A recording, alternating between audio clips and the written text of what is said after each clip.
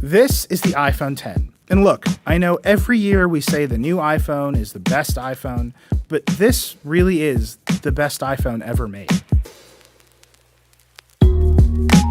Now, we've been waiting for this phone for a long time now. Apple says it's a complete reimagining of what the iPhone can be, and there's a lot of major changes here. Apple's gotten rid of the home button, there's no more fingerprint sensor, there's an OLED screen, the first on an Apple phone. You unlock it just by looking at it. There's all kinds of new gestures for navigating.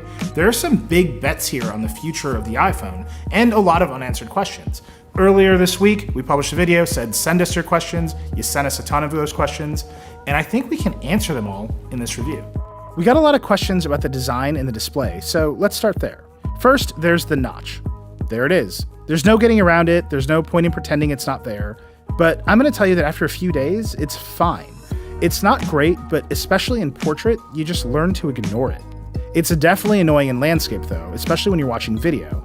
If you zoom, the notch will definitely cut into the side of what you're watching. And I don't love browsing the web in landscape either. The notch is just right there. This is a phone designed to be used in portrait. You'll also notice the large black border around the display, which is pretty polarizing. A lot of people I showed the phone to hated it, but I actually think it makes the bright colors of the display pop. It's a very different design decision than Samsung curving the screen to eliminate the bezel. Apple's highlighting what little bezels remain. Apple gave us the white and silver model of the iPhone 10 to review, and although Apple says the band on the outside is better than surgical grade stainless steel, mine already has scratches and dings. And all we've really done with it is take photos and videos of it. So I wouldn't expect this phone to remain flawless if you don't have a case. Aside from the removal of the home button and the larger screen, the rest of the iPhone 10 looks a lot like the iPhone 8. There's the mute switch and volume buttons on the left, the sleep-wake button on the right, and a glass back with a camera bump. The camera bump is huge. It's actually bigger than the bump on the 8 Plus on a smaller body, so there's just no getting around it. Apple leaned into it and tried to make it a design element, which you will either love or hate. It's kind of grown on me though. And of course, there's no headphone jack, which sucks on every single phone that omits it. So, notch aside, the screen is great. Apple's using a 5.8-inch Samsung-manufactured OLED display, which it says it custom designed for the iPhone 10. It's a bigger number than the iPhone 8 Plus's 5.5-inch display, but it's a taller, thinner aspect ratio, so it's actually not as big. And there's no tabs in Safari or other Plus iPhone features here. It's definitely more of a bigger iPhone 8 than a smaller 8 Plus, and that's exactly what it feels like in your hand. It's like when Apple moved from the iPhone 4 to the 5, the display basically just got taller. In fact, when you run apps that aren't optimized for the iPhone 10, they run with huge software bezels, and the whole thing just looks exactly like an iPhone 8. To answer this question about differences between Samsung's AMOLED and LG's POLED and Apple's OLED, these are actually just marketing terms. The fundamental construction of OLED screens is basically the same, although there are clear quality differences between them. And I have to say that the iPhone 10 is at the top of the class when it comes to quality. I keep saying the iPhone LCD is the best and most accurate phone screen out there, and the iPhone 10 looks just as good, if not better. It's way brighter, it's super vibrant, and it basically looks like pixels directly under your fingers. It doesn't have the crazy neon colors of Samsung phones. iOS just does better color management than Android, which is just starting to do it, and I think you can see it here. The display uses a diamond pentile pixel layout, which means every pixel on the screen shares red, green, and blue subpixels with the other pixels around it.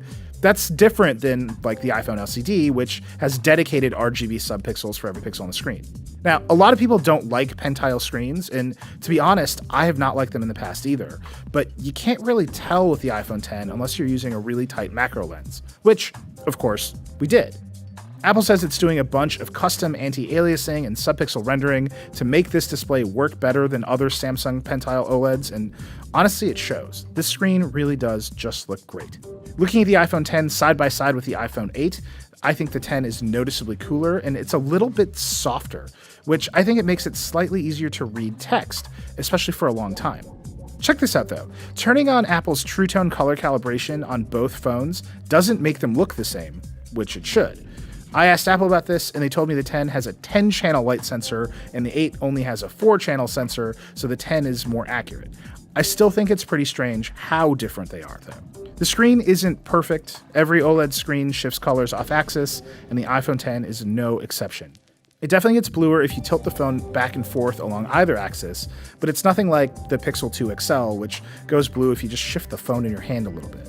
It's one of those things that doesn't leap out at you, but you'll notice it if you're looking for it. A lot of you asked us about burn-in, and I haven't seen any yet, but it's early, so I asked Apple about it, and they told me that they've also done a ton of work with the screen and the operating system to limit burn-in. Every OLED screen eventually does suffer burn-in though, so we're just gonna have to wait and see if the iPhone X really is better than the competition. By far the most questions we got were about Face ID, and I'm just gonna answer this one up front. You don't have to use it, you can just leave it off and enter a passcode. But I think you're gonna want to use it because most of the time it works great. It really does just work. You look at your phone, it unlocks. There are a couple of times when it doesn't work just great, and you're gonna have to adjust to make it work better, but I don't think it's actually that big of a deal. You just have to get used to the change. You can point a cheap camcorder with night vision at Face ID to see it working, and it's pretty awesome when you do. The iPhone X has an IR light, a dot projector, and an IR camera all tucked into that notch at the top of the screen. When you wake up the phone, the IR light goes off, and if the IR camera sees a face, the dot projector flashes a pattern of 30,000 dots. The camera then takes a 2D photo, which gets turned into a mathematical depth model, which is sent to the secure enclave on the A11 chip and matched against the stored value. And if it matches, you're in. This all happens really fast. All of this means that Face ID works just fine in the dark. It's shining its own little IR flashlight on you. That little flashlight is the blinking light a lot of you asked about in our previous videos, which you actually can't see. Our camera sensors just pick it up. When you're using the phone, Face ID checks to see if you're paying attention every so often, which is what blinks that IR light. If you're not paying attention, the phone aggressively dims the screen and eventually goes to sleep to save the battery. It's a neat trick. Now, there are some situations where it doesn't unlock. In our preview video, I had some problems walking around in bright sunlight and under some fluorescent lights. And a lot of you pointed out that I was holding my phone kind of far away from myself as I walk around, which is how I normally hold my phone. And it turns out you might be right. I asked Apple about it and they said the optimal distance for Face ID to work is 25 to 50 centimeters or about 10 to 20 inches. And that's a little bit closer than I normally hold my phone. Here, I actually have a measuring tape here, which is great. And we can just take a look. So here's that, here's 20 inches. And this is definitely a little bit closer than where I normally hold the phone. And when I'm lying down in bed or on the couch, I actually hold my phone a little bit closer than 10 inches normally, and Face ID struggles. So you have to adjust how you're gonna hold the phone, where you're holding the phone to make it work better. You also have to look at it pretty directly, which means unlocking while the phone is sitting on a table is out unless you look over the phone. We got a bunch of questions about Face ID privacy, but I don't think there's much to be worried about there. Face ID never really takes or stores a photo of your face. The regular front camera is only used during setup so you can see yourself. The IR photo is just used to generate the depth map that's compared to the stored value, and nothing ever gets sent to Apple. It's just a bunch of numbers stored in the secure part of the processor. Now, obviously every system can be hacked, but you shouldn't worry about a bunch of photos of your face being sent to iCloud or whatever. It's just not how it's designed. If you weren't worried about Touch ID, you probably shouldn't worry about Face ID. A lot of you also asked about how fast Face ID is, and the answer is that it varies. Most of the time, in normal lighting conditions, it's so fast that it's almost like not having a passcode on your phone. You pick up the phone, swipe up, and you're in, just like the old swipe to unlock days. But other times, it takes a second. Again, I think that's mostly under different lighting conditions. It's basically the same amount of irritation as a fingerprint scanner. Sometimes your fingers are wet and you have to enter the passcode, and sometimes the light's weird and you have to move the phone closer to your face and wait a second. It's fine. The one thing I will add about Face ID is that it makes it way harder to discreetly check the phone when you're talking to someone. I pulled out my iPhone 8 and just put my thumb on the sensor all the time to check a notification. With Face ID, you have to really look at the phone, which makes it obvious you're not looking at the person. We're all just gonna have to get used to this. You can also use Face ID for Apple Pay, and it's pretty easy. You just double-click the side button, authenticate, and then hold the phone to the reader. To me, it actually makes more sense than Touch ID because you're actively turning Apple Pay on instead of just waving your phone at the card reader and hoping it works. And I think it's pretty nice. Once you look at that new screen and unlock the iPhone X with your face, well, you're using iOS. Apple told me they didn't want to make any drastic changes to the main iOS experience because they thought the removal of the home button was enough. You're going to have to learn a whole bunch of new gestures just to navigate this phone. We got a lot of questions about those gestures too, and once you get used to swiping up to unlock the phone, it's easy to get used to swiping up to go back to the home screen. You have to swipe from the bottom, so if you're playing Temple Run or something and you swipe from the middle, you're going to be fine. I haven't accidentally swiped to go home yet. If you want to switch apps, you either swipe along the bottom of the screen or swipe up and hold. You'll get a little haptic bump and the app switcher will show up. It took me a minute to figure out how to do that move consistently, and a little bit longer to figure out how to consistently use reachability. Actually, lots of you asked about reachability, which is the feature on iPhones that brings the top of the screen down to make one-handed usage easier.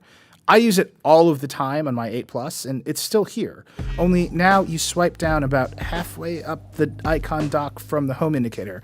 I couldn't get this to work at all, and then something finally clicked, and I sort of figured it out, but I'm definitely still not perfect at it. I think it's just going to take some time to learn. Once you've brought the UI down, you can swipe on either top corner to open Notification Center or the Control Center, which is nice. I asked Apple why Notification Center is a sheet and Control Center is an overlay, and they told me that it's philosophical. Control Center is supposed to be an always there widget, and Notification Center is supposed to be another screen that slides down. Whatever it is, I think it looks really messy to have two different interface patterns for the same action at the top of the screen, and I really hope Apple just cleans it up. Since there's no home button, you open Siri by holding the side button. Siri is still Siri, which means it's still not great, but there it is. You take a screenshot by holding the top volume button and the side button together, and you turn the phone off by holding either volume button and the side button and then swiping to power off. It sounds complicated, but it's pretty easy to figure out. Screenshots don't have the notch, just a big blank space where the notch is on the phone. And that's a pretty good metaphor for the screen in general. There's a lot of extra space at the top and generally a lot of extra space at the bottom, which means the usable area of apps is way closer to the iPhone 8 than you'd expect. In fact, apps that aren't optimized for the iPhone 10 run with giant software bezels that basically make the phone look like an iPhone 8. You'll run into a lot of unoptimized apps if you buy this thing right away. Gmail, Google Calendar, Spotify, and more all run with software bezels. Apple says it's helping app developers update, and the tools make updating for the 10 a lot easier than the previous cycle for the iPhone 6 size screens, but we'll just see how it goes. I think a lot of big apps will update quickly, more will trickle out over the next year, and then there's just going to be lots that take forever. Delta took like 2 years to update for the iPhone 6. Let's hurry that up, people. You won't find a lot of big new ideas about iOS here, and if you spend a lot of time in unoptimized apps for work like Google Docs and Trello like I do, it's a lot like using an iPhone 8. I really want Apple to make notifications more powerful. I would love to see some more customizability on the home screen, and I would love to be able to set new default apps for mail and web browsing. I'd also love for the overall design to be more fun. Years after iOS 7, everything still feels pretty stark and brutal compared to the increasingly whimsical version of Android that Google's putting on the Pixel. You know what is fun though? Animoji. We got a lot of questions and comments about this too, and I completely stand by saying they're the best feature of the iPhone 10 in the preview video. They are a joy. They work great, and everyone I showed them to loves them. Animoji work by lighting up the TrueDepth IR camera and dot projector, but it's not nearly as hardcore as Face ID. There's no depth map or security stuff. It's just motion tracking 50 muscle groups on whatever face it sees. The only time it doesn't work great is when you try to wink. And Apple told me they know about this and suggested it might get better over time. Whatever. I love Animoji, and I'm not afraid to say it in the form of this talking monkey. Now that we have the iPhone 10 and the Google Pixel 2, we're going to do a super in-depth camera comparison video, but here's what I can tell you right now. The iPhone 10 has basically the same cameras as the iPhone 8, and the photos look almost exactly the same. And I tend to prefer the photos from the Pixel 2. The back of the iPhone 10 has two optically stabilized 12-megapixel cameras, one with an f1.8 wide-angle lens and the other with an f2.4 telephoto. That's an upgrade from the 8 Plus, which has an f2.8 non-stabilized telephoto lens. That stabilized telelens is great. These are probably the best zoom photos I've ever taken on a phone. The two rear cameras allow for portrait mode, which works as well as portrait mode on the 8 Plus and also supports portrait lighting. The front camera supports portrait mode and portrait lighting, but I don't think it's very good. Regular photos from the iPhone 10 are fine, and some of them are even great, but I think the Pixel 2 takes more evocative photos with better contrast. The iPhone's dual rear cameras definitely produce better portrait mode photos than the Pixel, and the Pixel definitely produces better portrait photos from the front camera. And I don't think the Samsung Galaxy Note 8 holds a candle to either the iPhone 10 or the Pixel 2. All in all, these are both excellent cameras, and it really comes down to personal preference and how much you value that zoom lens.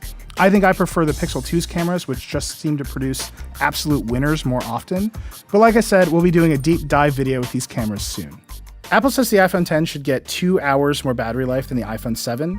And while it's been pretty hard to test this week while we've been running the screen and cameras full tilt for this video, I've been pretty impressed.